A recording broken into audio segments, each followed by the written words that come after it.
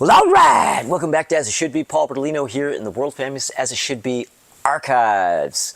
Yeah, and well, I decided to do a really good and proper vinyl community video.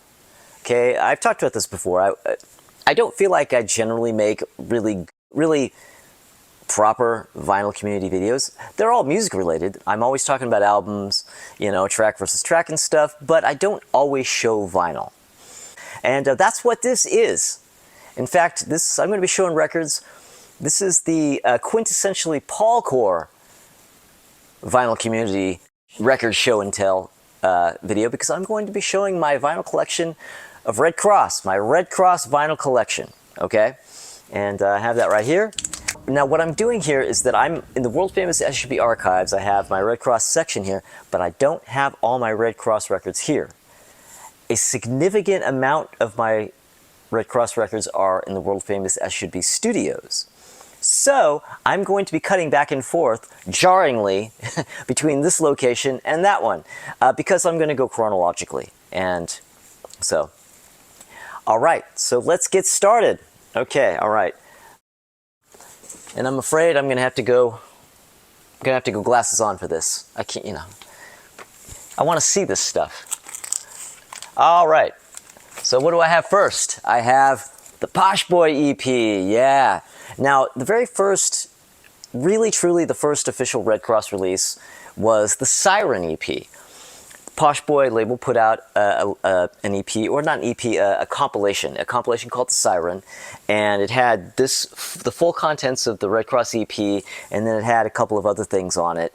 It was a couple of other bands' EPs. I don't actually know offhand. Some Redd Kross fan I am. All you real Redd Kross fans out there, you know the stuff by heart. You're like, no, it's blah, blah, blah, blah, the so-and-sos and the so-and-sos. You know what? I've never had a copy of the Siren, so the details of it are not in here. But the earliest Redd Kross EP as its own single entity issue is this. You know, it came out in these sort of reused disco 12-inch singles, sleeves, and has the pink label. And it's not that easy to find, honestly. This particular version of the EP, I think I've maybe seen a couple, like two of these, one of which is this one. So next up is the most common, by far most common version of the Posh Boy EP, of course, the red cover, yeah. And this is a pretty nice clean one. In fact, I believe I bought this new. I don't think I bought this used, so this is seriously a slick copy. Yeah, there's not a scratch on this.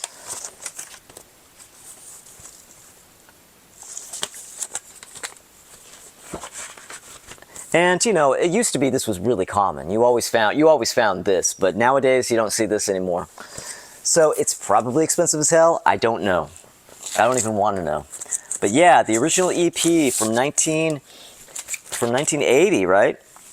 And you know, they were children making punk rock records, right? 6 tracks on this. I mean, this is. You can't really get more classic than this. Cover band, I Hate My School, and that's got the hits Clorox Girls, S&M Party, and Standing in Front of Poser. Come on, man. The first Redd Kross EP? All right, and here we have a recent 2020 reissue of the Posh Boy EP put out by Merge Records. Yeah, this is the 40th. This is the 40th anniversary version of the original Posh Boy EP. And side 1 is just the full EP, and side 2 is a bunch of extra bonus tracks. We have the Rich Brat demo, cover band demo, Clorox Girls demo, Standing in Front of Poser demo, and Fun with Connie, which is the Tourists live at the church. Now the Tourists is Redd Kross, their original name. They were originally called the Tourists before they were called Redd Kross. So it's probably the earliest Redd Kross track we have, right? Now this, on the front cover, this was Jeff's, I guess it was Jeff's and Steve's address book. And on the back, we have some of the contents of that address book. We have over here, we have the titles of the songs, but we also have actual, you know, you want to call Belinda from the Go-Go's? Anybody? Belinda? There's her number. You know, Greg Hetson. You know, it's just give them a call. They're waiting to hear from you. All right, what do we have here? This is we have the inner sleeve. All kinds of really great photos, early live photos, some of which we've seen, but then there's some we haven't. And over here we have the lyrics. At last, the lyrics. I mean, we've all heard, any of the Redd Kross fans out there, we've all heard the Posh Boy EP a million times, but let's be real here. There are a lot of lyrics we weren't able to make out. Well, here they are, right here. Now, the original Smoke 7 Records copy of Born Innocent. Yeah, I have a Smoke 7. Oh, and it's in a sealed sleeve. Yeah, a Smoke 7 Born Innocent. And it's, man, it's pretty nice. I mean, even the spine's not bad, all things considered. You know, here's the pink label on it. And of course, right? And the insert. I thought the insert was in here, but I had to check. Yeah. Of course, the insert. With text on the back, all the information. Yeah, this is amazingly great. There are reissues of this version of the album. Luckily, because, I mean, you know, it's just, like with most records these days, like I'm going to keep saying, shit is so crazy expensive. So trying to get an original of this now, I can't even imagine how much it must cost. So it's really cool. I'm really glad that they reissued it with this cover. I believe there's a replica of the insert, the whole thing, because, you know, there aren't enough of these to go around for everybody who wants one. And yeah, coming up next, 2 copies of by far the most common pressing of Born Innocent. Yeah. And what was this on? Oh, this was the Frontier pressing of it. Yeah, this was dime a dozen. Again, not now, but back in the 80s and the 90s, yeah, you tripped over these. They were everywhere. But this is, I guess this is my kind of lesser copy. You know, a little bit, kind of a torn up spine there, a little bit of stains. But yeah, see, previous release in 1982. So I think this is probably maybe an 83 or 84 issue, I'm not sure. But yeah, this is actually Redd Kross's, or rather, really this is actually Redd Kross's very first full-length album, Born Innocent. So that's the original. That's the reissue. Very rare. Used to be very common, now probably somewhat rare. But this one has shrink, and I don't know, I don't remember getting this. I didn't remember that I had one in shrink, and I don't know why or how. But happily, it's in a plastic sleeve, so it can be a little easier on the vinyl. But yeah, so there you go.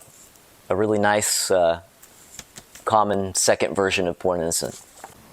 All right, and here's a 2016 release, which is Smoke 7, 81-82, and this is stuff from around the Born Innocent period. Side 1 all being comp tracks. They were on a lot of comps back in those days. You know, you had tracks like Cease to Exist, Every Day There's Someone New. Well, those were on the album, Kill Someone You Hate. But there was Tatum O'Tott and the Fried Vegetables, St. Lita Ford Blues, and all that kind of stuff. And then side 2 is a live set. And what's really cool is this has some really great inserts.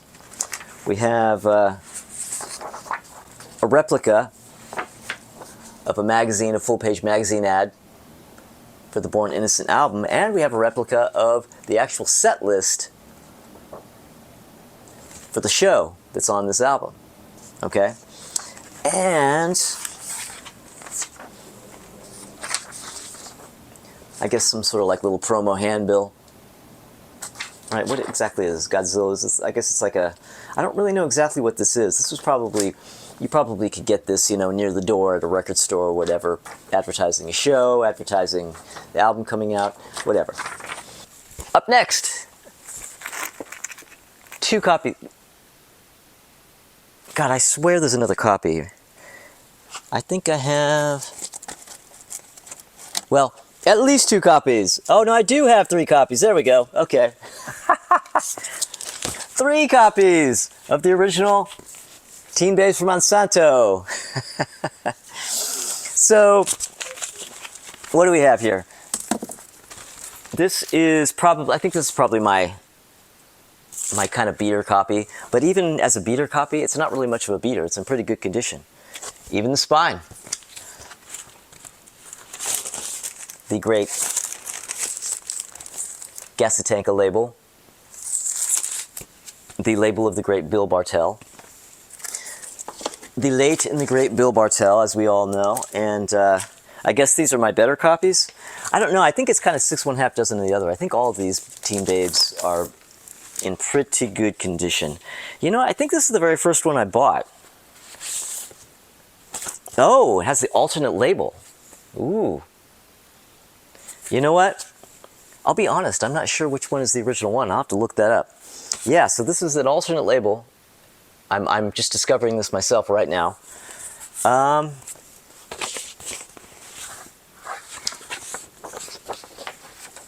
Insert. Very important. It's very important to have the insert. All right.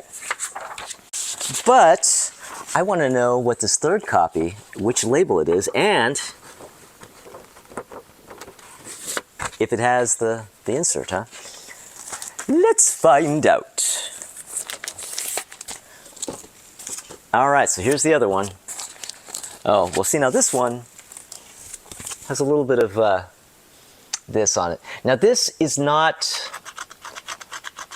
image torn out of this cover. It's something from another cover that became attached to it. So maybe there was some moisture or water at some point. That's always been there as long as I've had this. So I don't know what the situation was.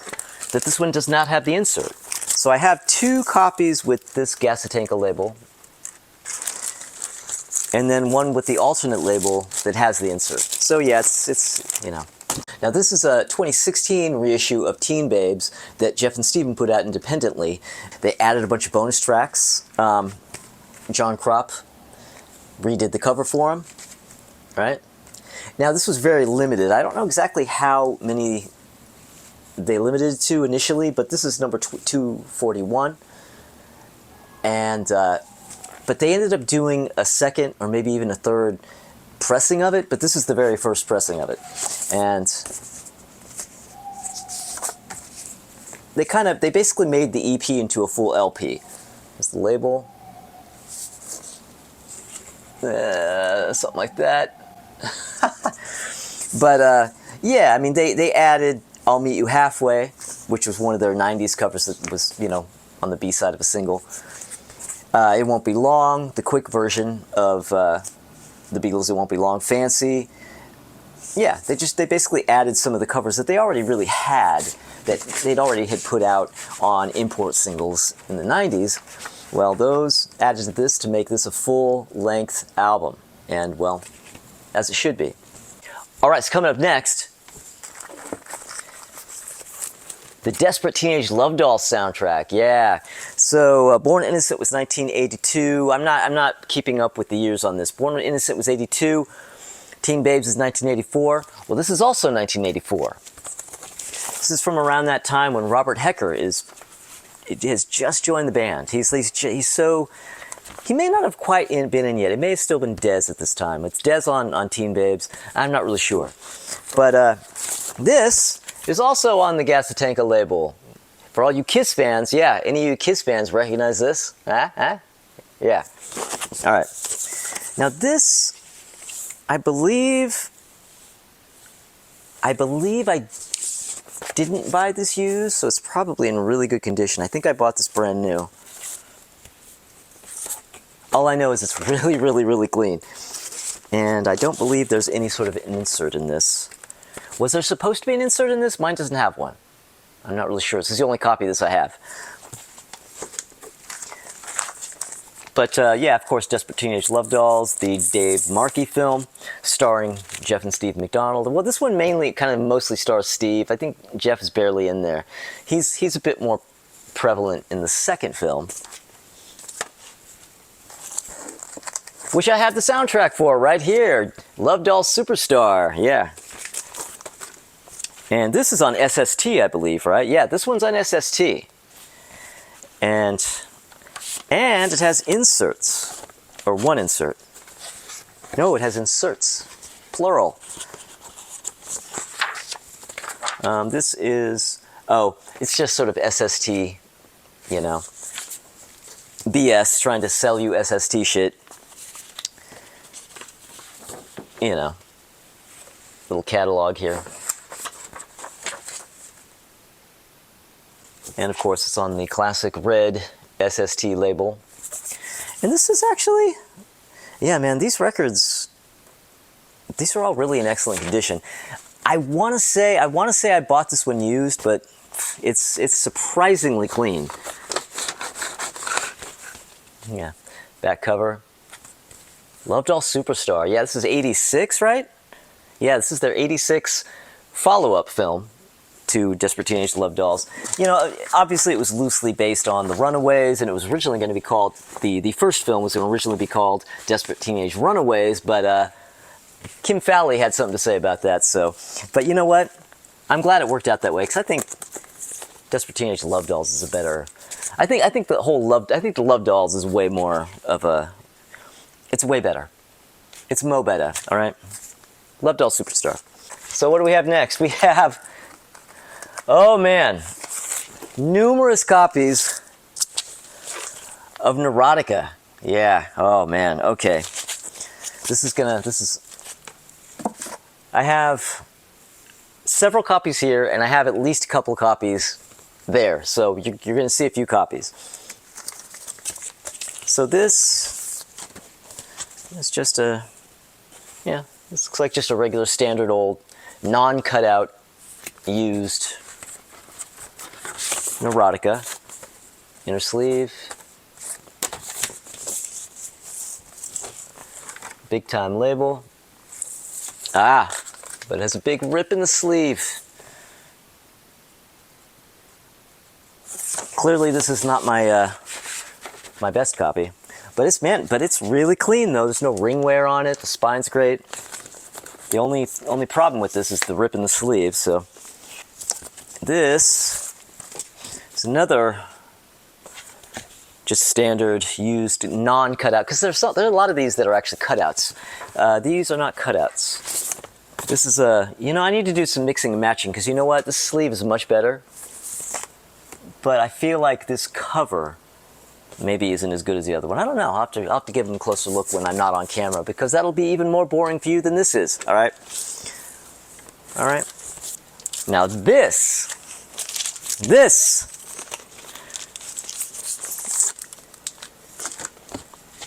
is my signed copy. Yeah, my signed copy by all four.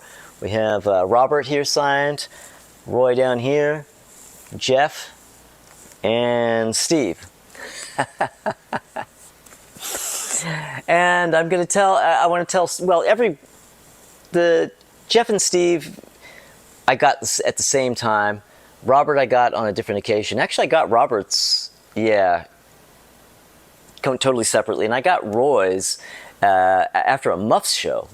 Back in the days when the Muffs, maybe were a couple albums in, I went to see the Muffs, and I brought this and had Roy sign it. Jeff and Steve, yeah, I want to tell this story because it's embarrassing. I'm actually surprised I'm going to tell anybody, because I'm so embarrassed by it. I just feel like such an idiot. But I was in a band, and we were opening for Redd Kross, the Neurotica lineup of Redd Kross, and I already had Roy and Robert on the record, but I didn't have Jeff and Steve on it yet. And so I brought this record because I knew I was going to be able to get them to sign it. And so we're backstage, and the thing is that I'd been a Redd Kross fan for so long, and I guess I probably should have started at the top of the video with this. I mean, I have such a long history of being a Redd Kross fan. I've been a Redd Kross fan for well over 30 years, and they've always been one of my favorite bands. There was a time when they were, I mean, I hesitate to say my favorite band. I think they were my favorite thing on the planet. Basically, I lived, breathed, ate, and shit Redd Kross for for quite some time. Still a favorite of mine, but you know, I've come down to earth a little bit. You know, I mean, yeah, you know. But anyway, so as a result, I went to every show. They were playing constantly, and I went every time, and I would get backstage as often as I could. I would bring them stuff. I would make them things and bring them, like I made them a Red Cross lunchbox one time and brought it. Look in the Jimmy's Fantasy video. If you look in the Jimmy's Fantasy video, there's a quick shot of a Red Cross lunchbox. I made that and I gave that to him backstage at a show. Okay, so that's what we're talking about. So I was really just this obsessive fan who was always there. And as a result, you know, we became acquaintances. I mean, I never became, you know what I mean? We're not like hanging out. We're not like calling each other on the phone. But when it got to a point where when I walked in, it'd be like, oh yeah, hey, you know, like they recognized me. So by the time this show rolls around, we already have a certain amount of history. Years have gone by. And I bring this record to sign, and you know, Jeff signs it, and I hand it to Steve, and I said, yeah, I'm a little embarrassed to have you sign, to ask you to sign this record since we know each other now. And Steve writes, Paul, this is awkward because we're friends now. Ha ha ha, Steve. And I was like, oh God, I'm such an idiot. That was such a stupid ass thing to say, and so presumptuous too, right? And every time I look at this record, I go, wow, it's autographed. And then I read what Steve wrote, and I go, oh, God, I'm such a moron. Ugh. So basically, Steve manages to bust my balls anew every single time I look at this record. Now, on the back, I have this. I affixed some Red Cross pics on the back of the Tattoo You inner sleeve.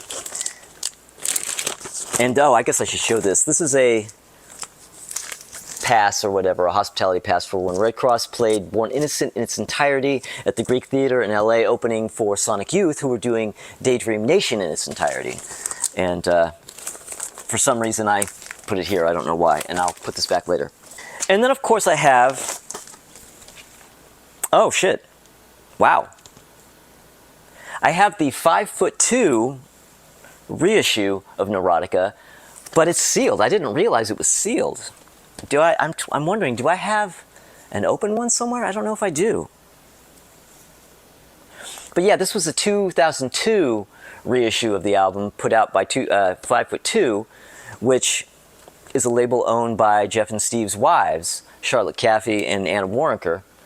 And this was their label, and so they put out a reissue. And John Kropp, who was my roommate back in the late 90s into the 2000s, did the cover. He redid the cover for this, and yeah, so there you go. And yet another variation on Neurotica. This is the 35th anniversary edition of Neurotica. When did this come out? 2022. This came out just a couple years ago, and signed. I didn't get this signed myself. I bought this one signed,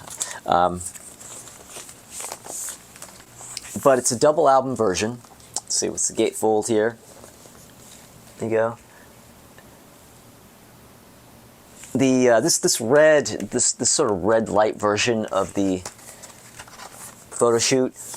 There's a promo poster. The original promo poster for Neurotica used a shot really similar to this one, and I have one of those tucked away in a frame somewhere. I know where it is, but yeah, it was too buried for me to pull it out. But yeah, really great inner sleeve for this. All kinds of photos I had never seen before. Lyrics, yeah. Let's see, what does the record look like? I played it when I first got it. Oh, right. It's colored vinyl. Look at that.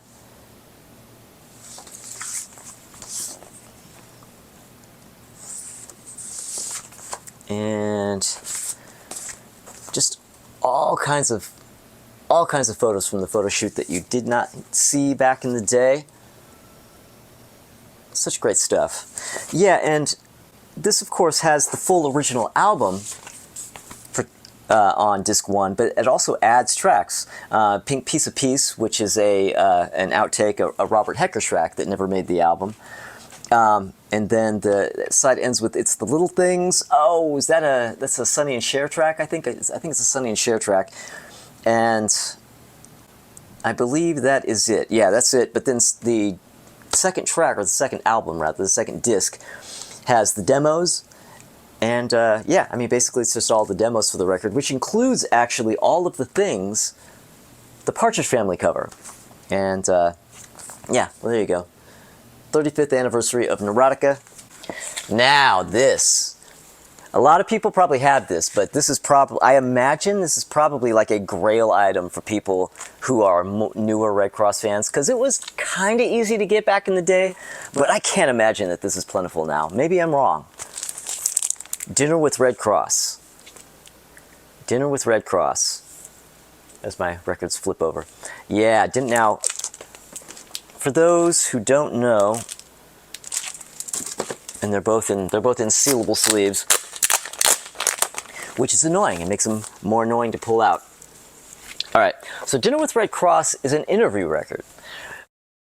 Redd Kross did a interview with a guy named Albert O, and this is a promo item. When they did Neurotica, Big Time put out this promo item that's a double album. One record is this interview with this guy, Albert O, and the other record, I believe, is a 12-inch single of a remix of Play My Song. Now, yeah, intended for promotional use only. But these were you went to, back in the day, back in the 80s and the 90s, you went into used record stores and you ran into this now and again. Not all the time, but it wasn't exactly, it wasn't the rarest thing. But now, the thing about this record is that the interview that's on this record is probably the most classic Redd Kross interview, recorded Redd Kross interview that has ever, been distributed, right? This is just, if you want to know about Redd Kross, if you want to hear about the lore of Redd Kross, you want to understand what they're about, listen to Dinner with Redd Kross, because they have interview segments and they play songs, so you get to hear the music, but nothing tells you more about what Redd Kross is all about than listening to them on this record. Everything will be crystal clear if you just listen to Dinner with Redd Kross. My Redd Kross fans and I, my friends, most of my immediate friends were Redd Kross fans. We listened to this, so we knew this by heart. We used to quote this. There was one point where we were so into this that we were actually talking about doing we were going to re-record it. It was something weird, almost like the Real Life Brady Bunch. Remember the Real Life Brady Bunch, how they had people reenacting Brady Bunch episodes? We were going to do a reenactment of Dinner with Redd Kross because we listened to this so much and referred to it. So it was like quoting Cheech and Chong or Steve Martin records. We just quoted this constantly, and we knew it by heart. So yeah, if you're a Redd Kross fan and you haven't heard this, find it. Go online. There's probably one somewhere, at least something you can stream. This is an absolute stone cold classic. Now we have Tater Tots. Oh yeah, Tater Tots. Now this is a weird sort of side project put together by Bill Bartell. If you do not know who Bill Bartell is, I cannot help you. Actually, you'll find out soon because there's a documentary coming out. Bill Bartell put together the Tater Tots, kind of based in some weird way around Yoko Ono. It's kind of very loosely and cosmically a Yoko Ono tribute of sorts without actually doing any Yoko songs, I guess. But, Jeff, Steve, we got Pat Smear there, and who's the other guy? I forgot. What the hell do I know? Trace Element, I believe that's him on the drums. Yeah, and it's a bunch of weird covers. They do Pat Smear singing Give Peace a Chance, Jeff and Steve doing Let's Get Together from, from the Parrot Trap, I believe. They got Danny Bonaducci in, and he's singing I've Just Seen a Face. Danny Bonaducci from the Partridge Family. He's actually singing I've Just Seen a Face on here. All kinds of stuff, crazy, weird-ass shit on here. Jeff, Steve, and Pat fear Bill Bartell doing Bat Macumba of Os Mutantes. Before anybody knew who Os Mutantes was, Bill Bartell knew, and he's the one who basically brought them to the world. This is on Giant Records. I guess this is, No More Gasatanka at this point? I don't know. But this was 86, right? No, this is 88. This is 88. So this is the Alien Slee Stacks from Brazil album, which is the very first of 2 Tater Tots opuses. All right. And the second of 2 Tater Tots opuses, Mono Stereo. Yeah, Mono Stereo. Really, really, really hitting home the Yoko connection here, you know. Sometime in New York City cover, help cover. This one wasn't, well, oh, this one has an insert. This has a great insert. All kinds of amazing photos in here. I don't know if you can see all that here, but yeah, all kinds of stuff.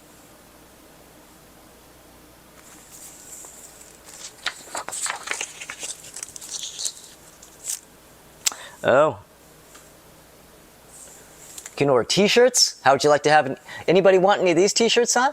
You don't want any of those t-shirts, do you? You don't want that, right? That? Friends of Share? Nah, you don't want one of those.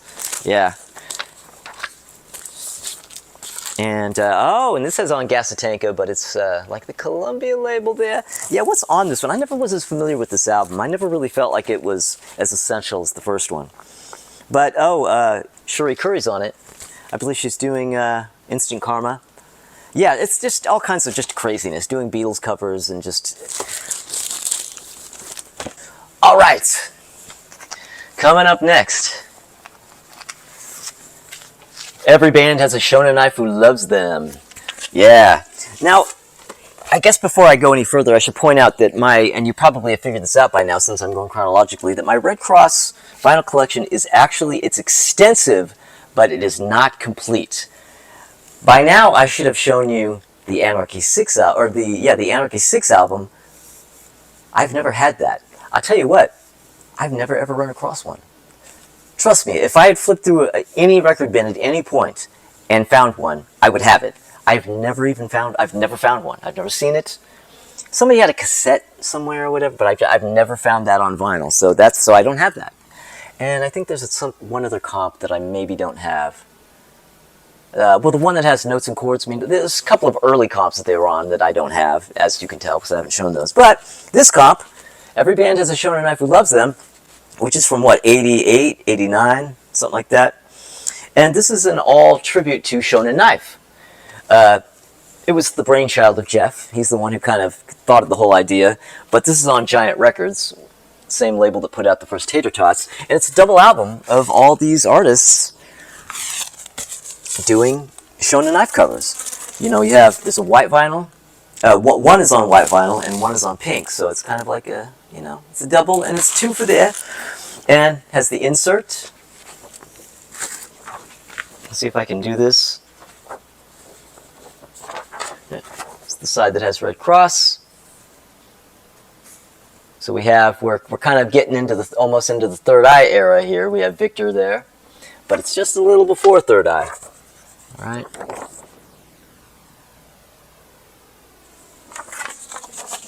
And what is on this? There's all kinds of stuff on this. We have Redd Kross doing Kappa X. We have the 3 O'Clock on here, Frightwig, L7, White Flag, Lunachicks, Mr. T Experience, Project Jenny, which is Jennifer Schwartz, the Angels of Ed... oh, I can't even say that. Masters of the Obvious, Disco Dave, Pussy Willow's Big Dipper, Christmas, Pat Smear, Crave, Chemical People, Sonic Youth, Babes in Toyland, Das Damen, and the Pandoras. Yeah, all doing Shonen Knife songs, and a few other bands. Alright, so now here's a comp for you. This is 1989, I think, probably 1989. The Melting Plot, yeah, on SST. Yeah, it's we got Power Films comp, Dave Markey's thing. Here's the insert.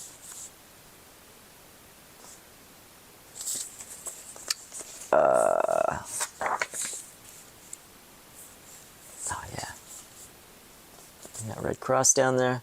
Yeah, well, on this album, the Melting Plot label. Yeah, on this album, Redd Kross does. This is where their cover of Crazy Horses comes from. But they do it under the pseudonym of Revolution 409. But it's Redd Kross. It's Redd Kross's version of Crazy Horses. Anybody who's seeing them on tour right now, where the shirt came from, for the new double album, They're doing Crazy Horses Live, spoiler alert. And yeah, well, this is from whence that cover came. And yeah, this is another one of those. I think I bought this. This wasn't a used purchase. This was a new purchase because this is brand new. There's not a speck of dust on this. All right, now I have more than, I only have 2 here, but I think I have 3. Well, anyway. Third Eye, yeah. Now it's Third Eye time. Now these are both original Atlantic vinyl copies of this album. Now, this one is sealed. This is a sealed 1990 Atlantic copy of Third Eye. It is a cutout, but that's pretty much outside of that. This is absolutely just beautiful mint, straight off the racks. Yeah, there was a store back in the early 90s that had a basement. Well, it was a music store, and all the vinyl was in the basement. It was called the Vinyl Resting Place, and they had so much stuff that was just slashed. The prices were slashed, and they had any of you newer fans who weren't around in the 80s or the early 90s, who are maybe only just now trying to get these records, you're gonna be cringing at missing this. But there were just copies like Neurotica and this and Tater Tots, multiple. There were like 50 copies of every one of them. They were little cutouts, but they were like $3.99. Yeah. You could buy all the copies of this that your little heart desired for $3.99 each. And my battery's running low, so there's going to be a cut in a minute. So yeah. So of course I bought like 3 of them. Okay, and here we have my signed copy of Third Eye. Yeah. Okay. Now, I believe. Let me think about this. I got Robert later. This was in 1998 when I got Robert's, but I got Jeff and Steve's in the early 90s. Yeah, I got them, really early on, really like this, when this was their latest album. Yeah, now this is one of those cutouts. This one's cut out up here. Back cover with Vicki Burnt's paintings. And this has, oh, wow. Okay. This is geekiness of the highest order. This tells you what a Redd Kross geek I was. Okay. I had, and I still have, the cassette. I remember when this record first came out, I was working at a record store, and we got a promo cassette in. And this was when I first heard that album. It was like the new Redd Kross album, and I heard it, and I didn't really like it that much. I was like, this one's a little bland compared to the other ones. I felt like a little kind of, I don't know, there was just something that wasn't quite as good. Like the songs were kind of catchy, but I don't know what it was. It wasn't like I was some gatekeeping punk rock dude, but there was just something about it that wasn't, it took a little while for it to sink in. Believe me, it sunk in. It became my favorite Redd Kross album. But on first listen, I was like, ugh. But we had this promo cassette of the album, and it had an alternate shot from the photo shoot. But it was distorted to fit within the rectangular cassette sort of format. So what I did is I took the cassette to some place that did color copies, remember color Xeroxes, and had them,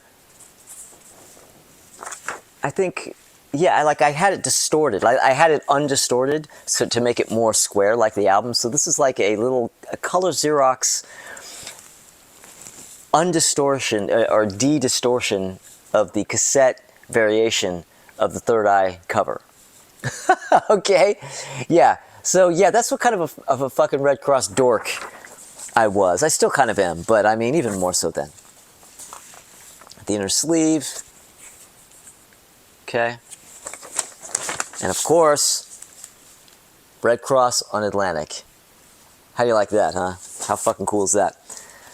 But now, speaking of making things for Redd Kross, at this time I made them. I made one for Jeff and one for Steve. I made Redd Kross 8-tracks. since I had vinyl and I had a player, I had a turntable with an 8-track, recordable 8-track deck in it, and I had blank 8-tracks. So I recorded Third Eye onto 8-tracks, and I went to the same place probably that did this, and I made a label, and I just made these homemade Redd Kross 8-tracks, and at work I had access to a shrink wrapper, so I shrink wrapped them and I gave them to them, and yes, that is the kind of insane, oh shit, that guy's coming again, Redd Kross fan. I certainly was then, and I'm still a big Redd Kross fan. I think I'm just a little less insane now, maybe not, probably not. And here's my third copy of Third Eye. This is just a regular old standard open, non-sealed, non-signed copy of Third Eye on vinyl. You know. Business as usual. Is there anything in here? Nope.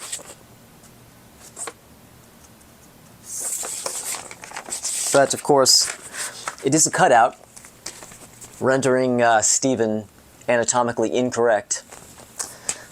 All right, now on to the new era. So now it's the 90s, and Robert's out, and they sort of revamp the band and bring in Eddie Kurtzel and Brian Reitzel on drums, and they get Jerry Fennelly in there. I always called her Jerry Fennelly, but I think it's Fennelly, right? Because I finally heard her say her own name, and she said Fennelly, so she probably knows. But anyway, then we get Phase Shifter. Oh man, Phase Shifter. Now, I already had long since been a Redd Kross fan when this came out, but during this era was when I was absolutely at my most rabid about Redd Kross. Everything. Redd Kross was the entire world when this record came out. I can't even explain to you. And this is the copy that I bought at the time, brand new. I was awaiting the album to come out. I knew the CD was, whatever the date was that the CD was coming out. So I wasn't expecting it to be out yet. And I went into Amoeba, and this was there, like ahead of what I understood to be the release date that the CD was coming out. There was an import vinyl copy. Oh man! Oh my God! I was freaking out. I was freaking out.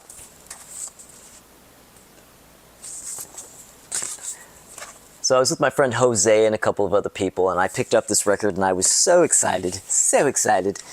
And we get back to his place, and I'm sitting there, and I'm just looking at this record, and I'm like, I gotta go. I have to go. I have to listen to the Redd Kross album. And he's like, well, dude, we can play it right here. I'm like, no. I have to go home and listen to this alone. Like, I think I said this on another video. This is between me and the Redd Kross album. I cannot listen to the new Redd Kross album for the very first time in mixed company. I have to go. See you, Jose. Dude, oh, okay. Yeah, so I went home and devoured that album. Then I happened into a record store a few weeks later, and they had the promo poster on the wall, and I said, please, can I have this? And they gave it to me. So I have a couple copies of this, actually. I think, yeah, I have. This isn't the one. This is another one. I have the one I got from the store. I have in a frame somewhere, but this is another one. The other one isn't folded, but this one I kind of have. I don't know why this is folded. I'm kind of hemming and hawing because I'm trying to remember now that I'm kind of being hit with this. Why is this poster folded? I don't know, but I do have one that's not folded. But this is actually the original Phase Shifter promo poster. And some promo stickers from the time. And here's a second copy of Phase Shifter that I bought quite a bit later. I bought the copy I just showed you in the World Famous As It Should Be archives right when it came out, and then probably at least 15 years later, I ran into this copy used somewhere, and it was just sort of novel to see another copy, to see a used copy somewhere, so I bought it. I don't remember how much it was, like $5 or $10, but yeah, I figured it was probably worthwhile to have a backup copy, right? All right, so next up we have, of course, the follow-up. Show World. Yeah, yeah. This is the Face Shifter, and this are there are reissues of these albums now, but that Face Shifter I just showed you, and both the Face Shifters I showed you, and this one are OGs. These are OGs. I never actually picked up the reissues of these. I almost did, just to, you know, not that I didn't really need them, but I just felt compelled to buy them, but I never did, and they're probably not that easy to get now. But yeah, this is the original This Way Up pressing of it, which I bought when it was new. And is there anything in here? No, there's nothing in here. But yeah. Yeah, so the era of Face Shifter and Show Worlds is my absolute peak era with Redd Kross. I was just, I was absolutely out of my mind about Redd Kross during that whole period, as I'm pretty sure they're well aware.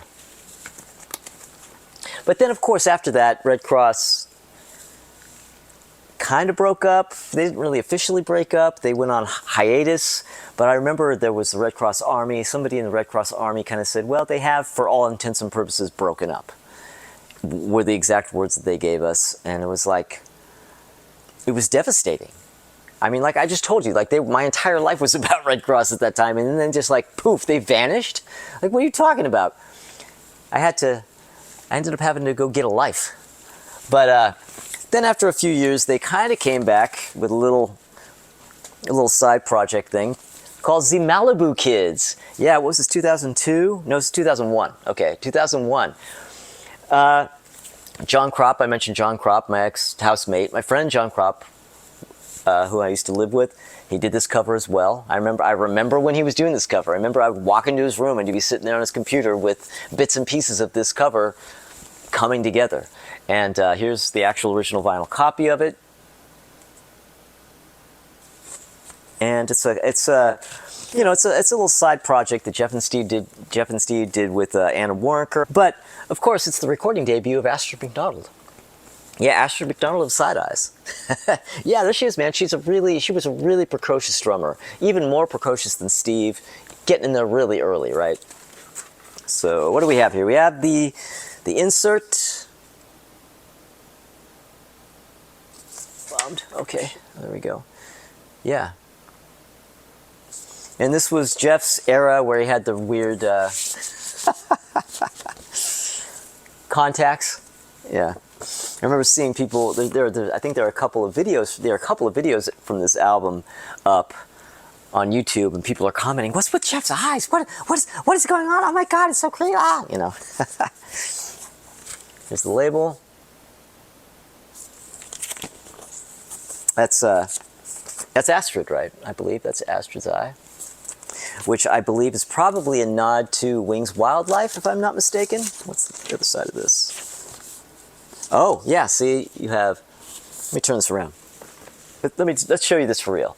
So on side one, we have Astrid's eye. Side two, we have Jeff's eye. Yeah. I don't know, if you look really, really closely, you'll notice Astrid's wearing a Who Sellout t-shirt. Yeah. All right, so finally, after Redd Kross went on a hiatus in 1998, and didn't make a Redd Kross record for years and years and years and years. They kind of reunited around maybe 2003-ish, early 2000s, start playing shows. Well, it took them until 2012 to finally put out a new album, Researching the Blues. Yeah, Researching the Blues, oh man. So this came out on Merge, and John Kropp, of course, did the cover. John Kropp also took these photos. Now, these photos were taken, or this photo was taken, or the whole photo shoot was done in the back alley behind Slim's in San Francisco, where the band I was in at the time opened for Redd Kross. Yes, we opened for Redd Kross at Slim's, and so we were there the night that they shot this album cover, and here's the back. And here's a photo of me with the band. Yeah, right there. That's us in the alleyway behind Slim's. And here is the inner sleeve, a portrait of Astrid, Jeff and Charlotte's daughter Astrid, and of course the lyrics. What do we have for the label? Yeah, of course. Yeah. Oh, and, oh, I also have in here, if I can get it out, there we go. Oh, well, here's the download card. It's a very large, handbill size. But I also have in there a promo poster for the album. Yeah. These posters, you know, if you went to see Redd Kross on this tour and you went to the show, you would probably see these on the wall at the venue with, you know, Sharpie information right here. But yeah. All right, and here we have the long-awaited official release, especially on vinyl, of the Jeff solo album. Yeah, Jeff McDonald. This is, well, it came out as a self-titled. Now, this record has quite a history. And now, for one thing, it says here that it was originally done in 1997. It says right on the back here that it was originally recorded on 8-track half-inch tape in 1997, and then originally released in 1999. Well, yeah, the very first version that ever came out in any capacity came out in 1999. But the recording date, I'm going to challenge this. Yes, even though it is officially on the record, but I'm going to tell you now, it was before 1997 because Show World came out in 1996. Well, it came out early at 97, Show World? Yeah. But it existed in 96, was recorded in 96, Show World. Well, before that was the Black Shampoo version of Show World. And that was recorded probably 95, I'm going to say. This predates Black Shampoo, and it certainly predates Show World. I had a bootleg cassette tape of this album, which was making the rounds under the title Third World Echo. And I had that in 1995. I don't know when he recorded it, but I know I had the bootleg around 95, maybe early 96. Actually, I probably got it early 96, but we had been hearing about the existence of this thing for a little while. So I want to say it was 95. This record includes the original version of Follow the Leader. That's where that song originally was intended to be on Jeff's solo album, but then Steve heard it and was like, no, we have to do this for a Redd Kross track. And that's when he basically convinced Jeff to let them do Follow the Leader as a Redd Kross track, and then they included it on Show World. And so, yeah, it definitely, I'm going to say this was probably recorded in 1995, roughly, certainly before 97. Like I said, it made the rounds as a bootleg tape. You know, me and my friends, we kind of, you know, traded tapes, and we all kind of had a copy. I don't remember where we got it. I don't want to incriminate anybody. I don't remember who I got it from, honestly. But around in 1999, actually, I believe November 1999, Jeff decided to put out a very, very limited, totally independent issue of it. And what he did was he printed up, you know, he burnt maybe about 10 or 15 CDRs of the album and packaged them really kind of oddly. He bought these little plastic containers, like little plastic containers that you could buy at, you know, Target or whatever, that you might keep makeup in or something. And he had the CD in there, and he had like, well, here's the contents right here. It'd be stuff like this. It was a box that just had all this stuff. The You'll Never Make Love in This Town Again book, you know, just all these little trinkets and a little note that he wrote. And each copy was a little different. And he had a little bonus track at the end that was like a mix of maybe songs that he wanted to add. And every single copy had little things that made it different, that made it distinctly different. So it's like if somebody basically was to burn the CD for somebody else and it got around, he would know exactly which copy it was, and I think he would know who bought it. He could basically trace it back to who leaked the record. And he had these, you know, 10 or 13 or 15 copies of this, and he hand-delivered them to a local independent record store in LA and sold them through that for 40 bucks a pop. So this was for the absolutely insane die-hard Redd Kross fans.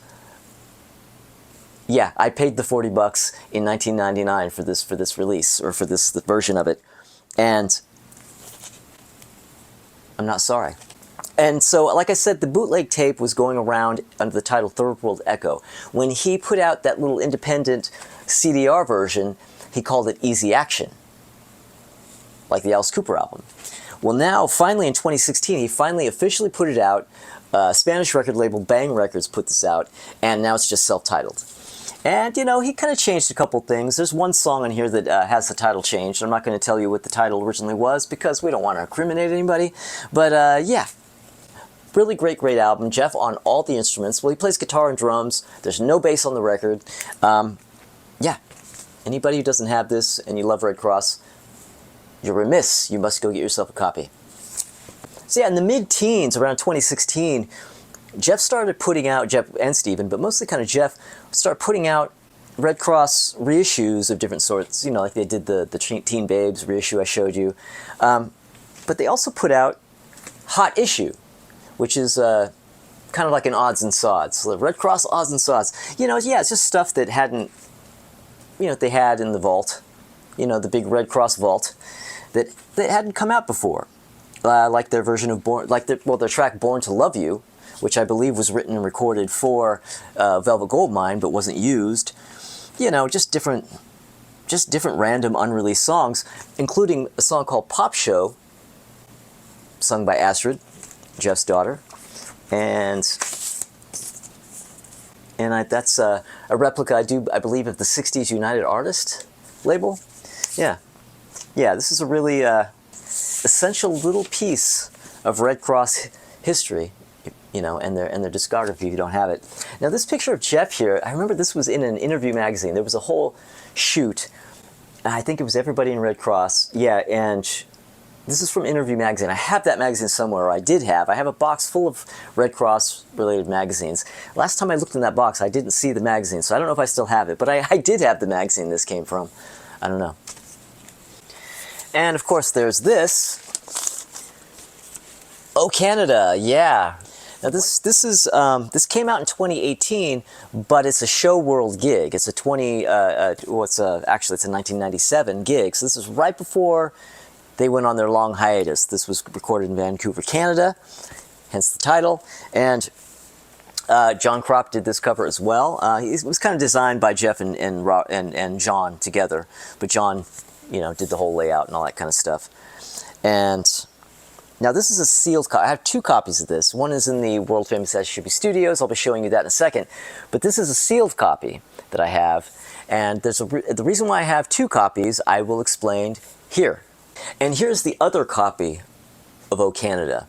Now see, when I ordered this, Jeff sent me two copies because this one's signed, but it's kind of tore up.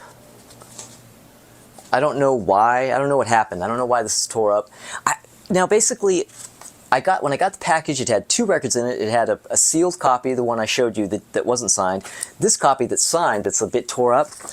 And Jeff had written me a note that said, he says, the original copy looks like it was ran over by a truck. I've included a sealed one, and it should arrive safely. Let me know if it doesn't. Cheers, Jeff. So that was really nice of Jeff, and I thank you, Jeff, if you're watching. But it's really odd. I don't know why. I don't know what happened to this thing. But I mean, whatever. I have two copies and one of them signed. I can't do any complaining. And then there's the 2019 album, Beyond the Door. Yeah, Beyond the Door. Now this was on Merge Records, and this is the first album to feature the current lineup. You know, Jeff, Steve, and we have Dale Crover, Jason Shapiro on guitar, and you see her sleeve. Lyrics. And purple vinyl.